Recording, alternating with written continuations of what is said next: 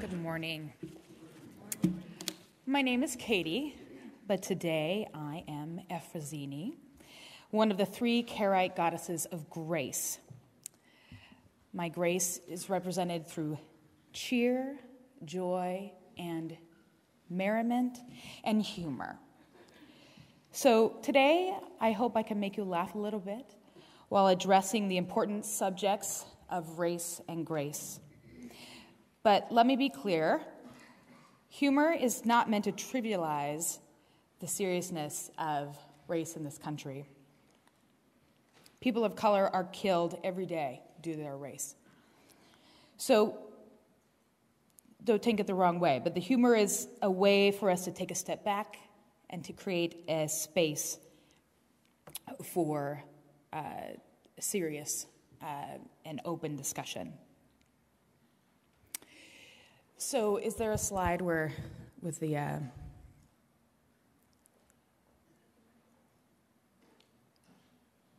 there we go. So I just want to let you all know that I'm a white ally. I do. I want you to know that. Okay? And I feel really good about myself because I am.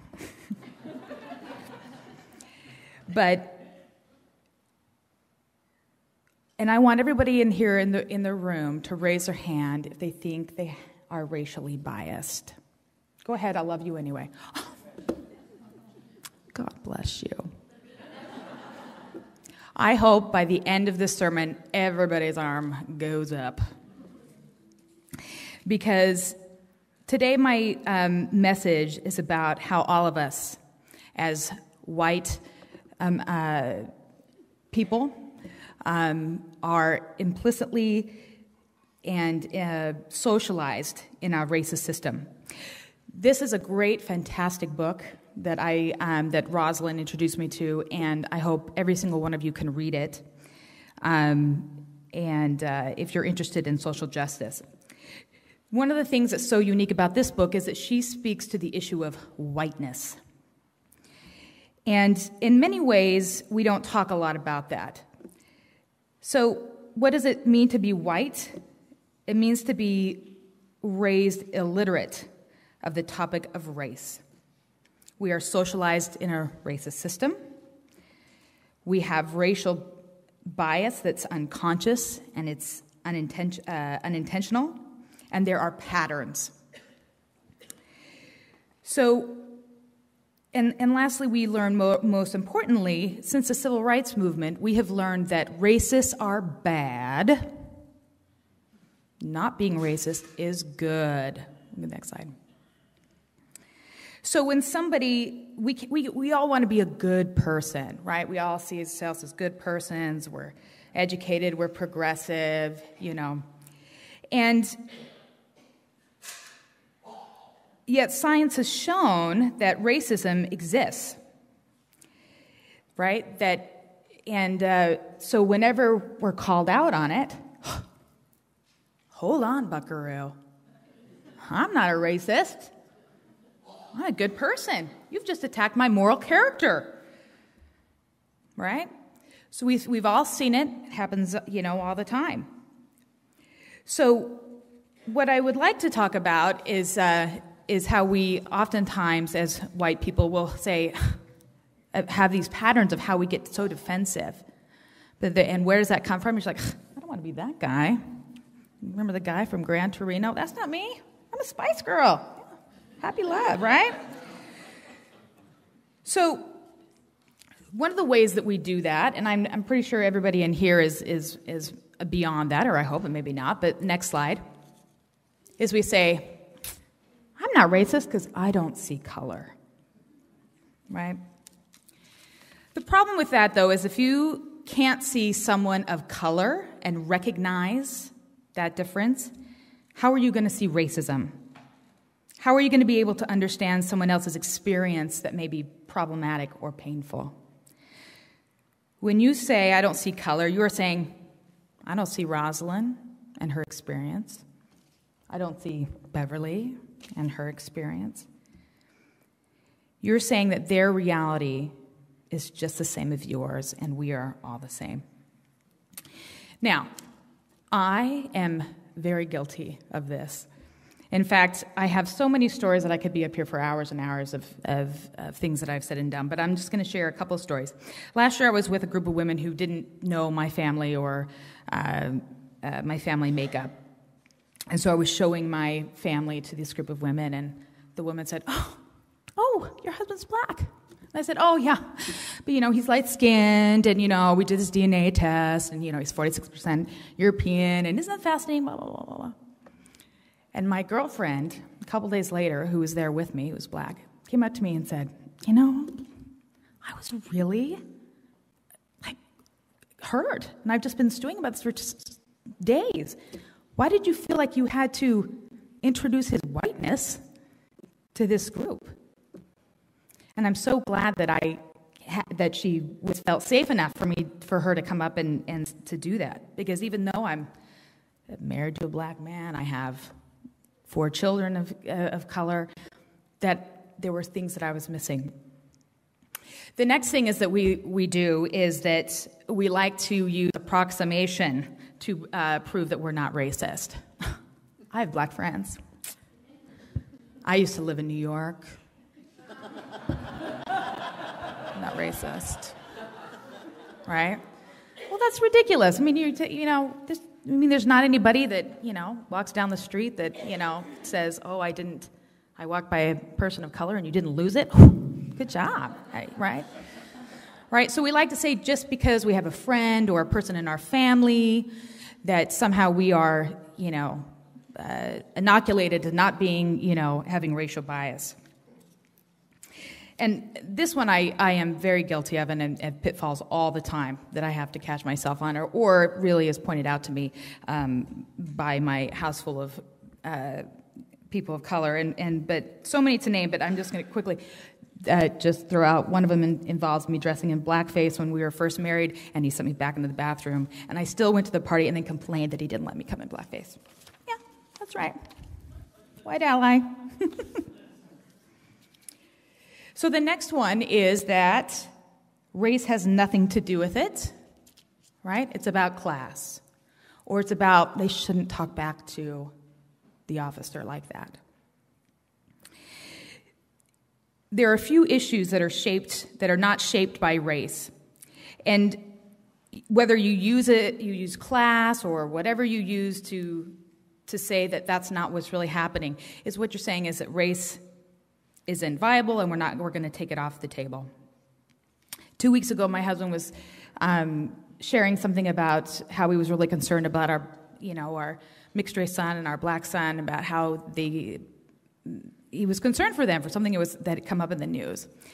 And I said, well, I don't know. I don't think that's really going to be the case because, their dad's a doctor. They go to a private school. We live in Gilbert. There are no racists there. And he looked at me and he almost giggled. He's like, did you forget? I grew up in white suburbia. I went to some very good schools. I'm a doctor, and I still have, people yell at my nurse that say, why didn't you warn me before the doctor came in and tell me that it was dark? I'm like, oh, yeah, that's right. So, and then the last one is that white people do is we like to say, we just need to stop talking about race, right? If we just quit talking about it, we'll be more connected. We'll be zoned about it. But I believe that we are divided by race not because we, are talking about it, it's because we're not talking about it enough.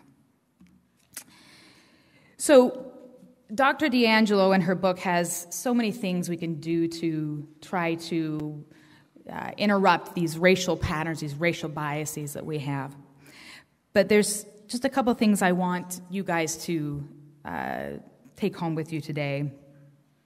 And number one is that using grace, so using humor, using humility, being allowed to take a step back.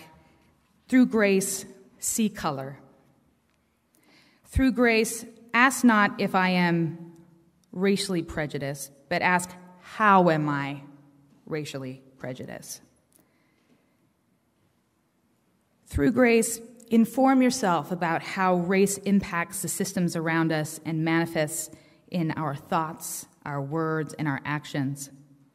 And through grace, be open to feedback from those around you for something that you have said or done that might be hurtful. Wouldn't you want your girlfriend to tell you that your dress is in your pantyhose when you come out of the bathroom? Yeah, right? So we need to be open to having those things be mentioned to us without getting defensive. And lastly, through grace, we need to become uncomfortable with speaking with our other white peers about race and our racial biases. Because sad but true, white people will hear it from white people more than they will hear it from a person of color. Thank you.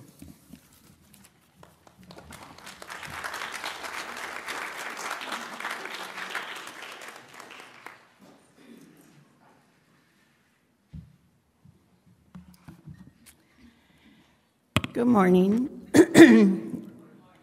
My name is Frances Campos Alcalt. Today I'm representing the Greek goddess known in Greek mythology as Talia.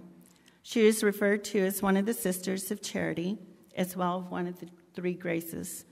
Talia has two sisters, and together their work consists of community building. Each sister has a specific area of concentration, and Talia is known for her exquisite banquets, festivities, and lavish decorations. Her banquets are rich and plentiful. The tables, they're adorned with beautiful greenery and foods of a variety of places. Her guests, they come from all over the world. Imagine sitting at a table with individuals that speak a variety of different languages. They dress uniquely, and they have stories to tell. A table where people have come together for the simple reason of sharing a meal and having a real conversation. An opportunity to break down the barriers of assumptions and freely sit with one another and hear the voices tell their individual stories. From these interactions and conversations, many lifelong friendships have been established. The ability to reach out and to learn from one another bridges our humanity to one another. As a family, we have traveled to many places outside of our country, and we have met people that have enriched our lives. We have been the foreigners in those countries and have sat at tables eating food, sharing conversations about our lives and experiences. We have been welcomed at those tables, and we have had the privilege of listening to our hosts discuss their cultural backgrounds and laugh together at the stories we shared or how the vocabulary just differs. When we lived in Papua New Guinea, we heard accents from Australia, India, England, New Guinea, New Zealand, so many others. At times, I really felt like we were part of the United Nations, and I am grateful for the moments in life that were full of grace as we lived that time. While living in Papua New Guinea, we also experienced the cultural dances and festivities. Every region has a specific dialect, traditional dress, and dance. We attended many of these celebrations, again as outsiders, but accepting and being appreciative of the cultural differences. It was a time of adventure, but also a time to honor the humaneness in one another. There have been many occasions in my life when I have prepared a meal and invited guests that were different than myself, or so I thought. I've carefully crafted a banquet of foods that tasted delicious and looked incredibly beautiful, rich in color and appetizing to the senses. In addition, I have adorned my table with dishes and glasses that shimmer as the light from the sun falls on them. I have laid a place for conversations to take place and the bond of friendships to develop. My cultural background is rooted in the sharing of food and welcoming strangers to my table. I believe that the sharing of food is one of the ingredients that allows each of us to break down barriers and have a peek at the individual that exists under the exterior. It has been a place where life-lasting friendships began, a place where laughter, as well as sadness, has been shared, a loud place where a variety of conversations have taken place, a place where children have as much of a voice as an adult. Ultimately, it is a place where the barriers are broken down and we are drawn together through differences as well as the commonality that exists between us, where we come together to see the real us and are assured that no matter the differences, there is genuine acceptance and a respect for one another. These experiences have led me into the profession of being a social worker.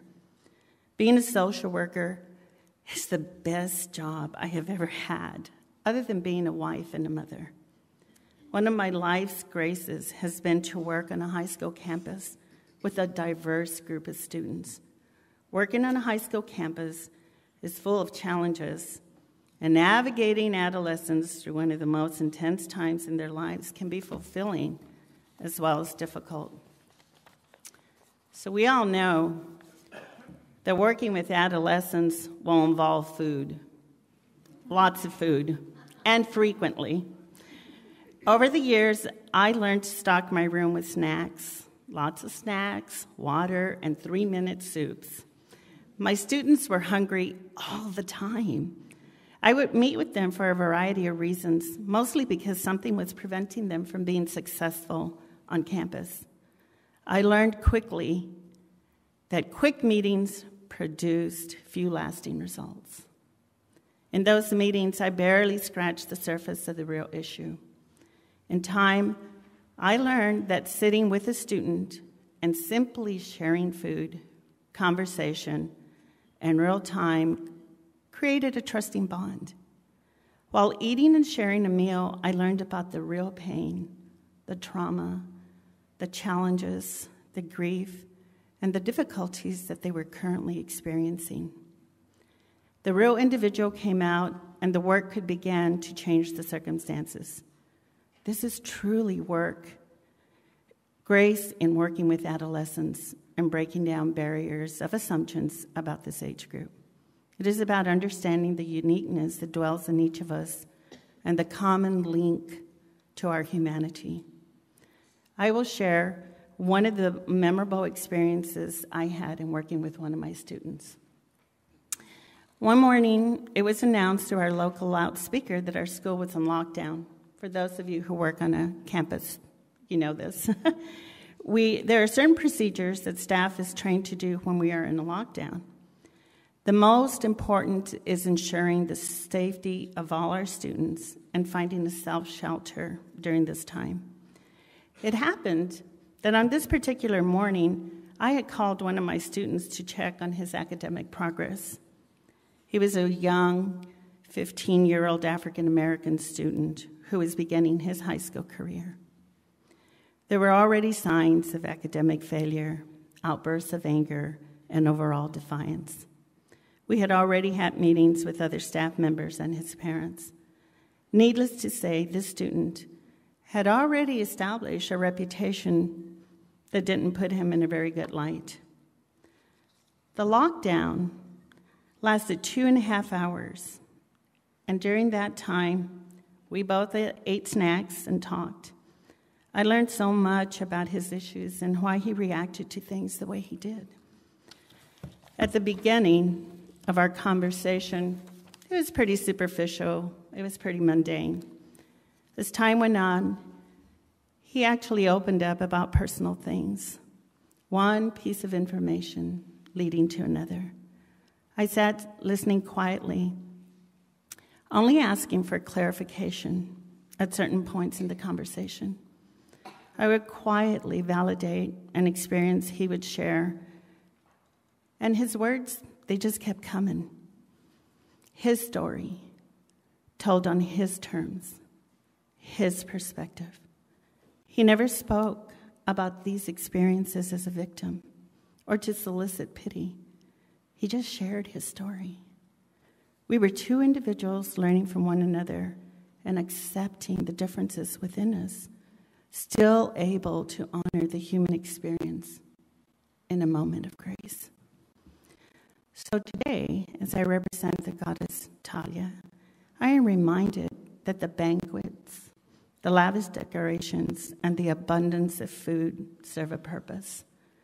It is to bring people together, to be in each other's graces, accepting of all the differences, and understanding that it is this difference in each of us that allows us to see the humaneness that exists within each of us.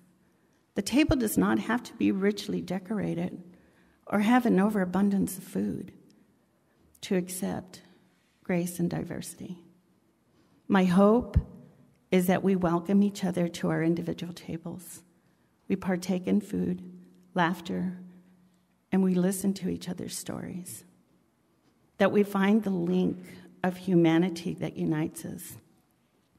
It is through grace that we are able to make real, authentic connections.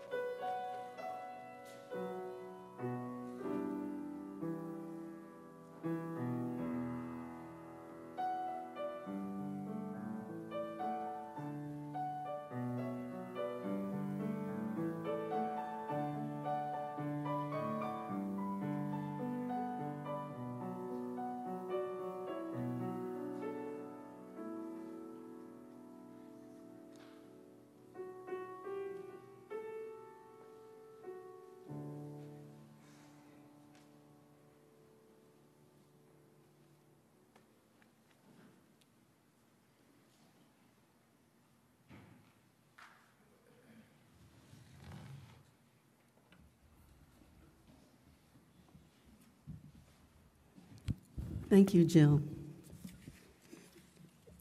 Good morning, Valley UU.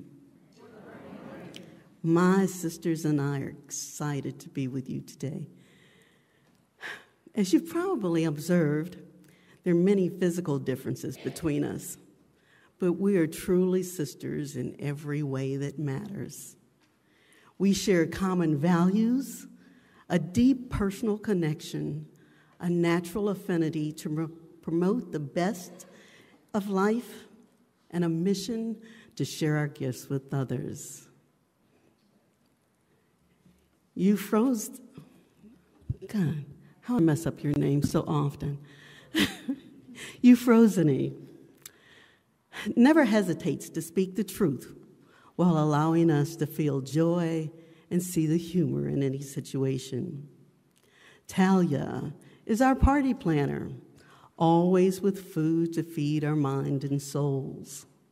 I, Agelia, am destined to bring out the beauty of life that is to be worn like a blanket of love and show it in abundance. Together, we are the three sisters of grace.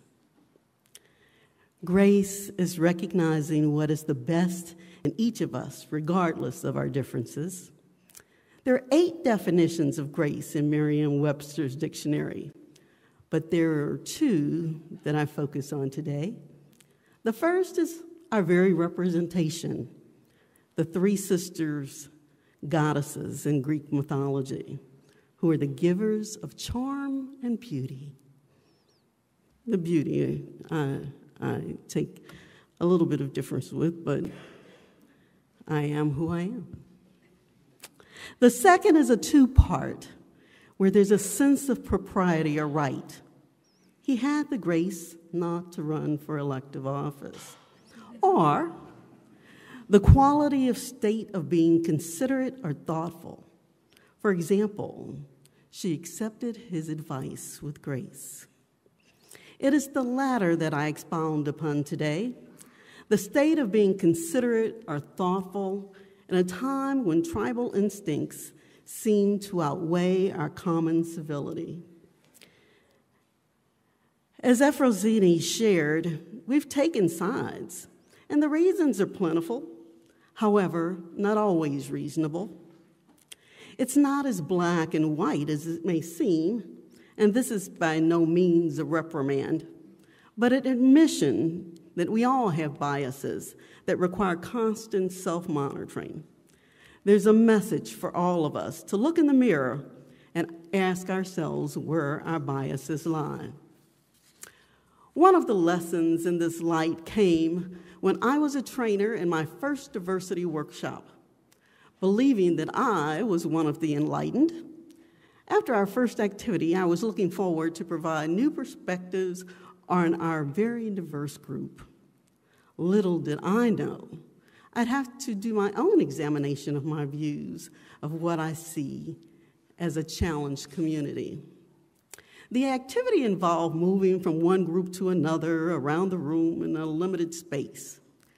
During the debriefing, a wheelchair-bound, white, 50-ish-year-old male expressed his disappointment that there had not been consideration for those differently abled.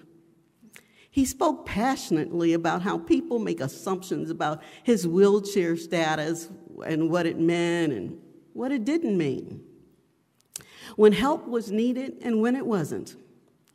My eyes were open to my own assumptions of those with disabilities, with ways to be more inclusive. Sometimes we isolate those who are different, not out of maliciousness, but ignorance. Well, there's good news. There's a cure for ignorance, though. Education will help, but the most sustaining cure is real consideration, true thoughtfulness, an act of grace. Realizing that what we see never tells the whole story, but see color, the vibrance in life. See the differences. See what makes each one of us special.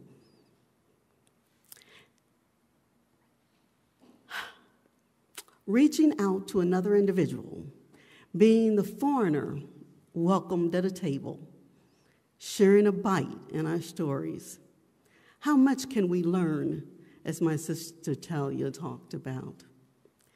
Today, we're doing something a little different because we believe that when you take something away, when you have something to hold on to remember, to embrace what you've heard so that Sunday lasts throughout the week, we'll be giving each of you what we're calling a grace bag with items to share the next time you see someone from that invisible homeless community, that population that just kind of fades into the background sometimes.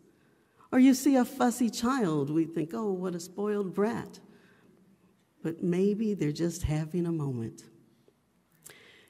In a business office, on a plane, somewhere where you think the adults need to be in charge, but it seems the child is running it.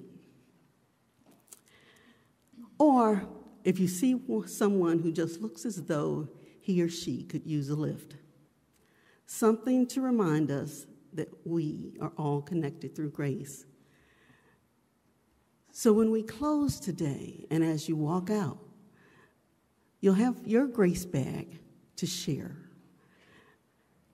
And we encourage you to take that grace bag, put it in your car, take it with you, and say, when you see someone who needs a moment, who needs someone and a connection, or look at it as an opportunity to bring a connection, share your grace bag with another.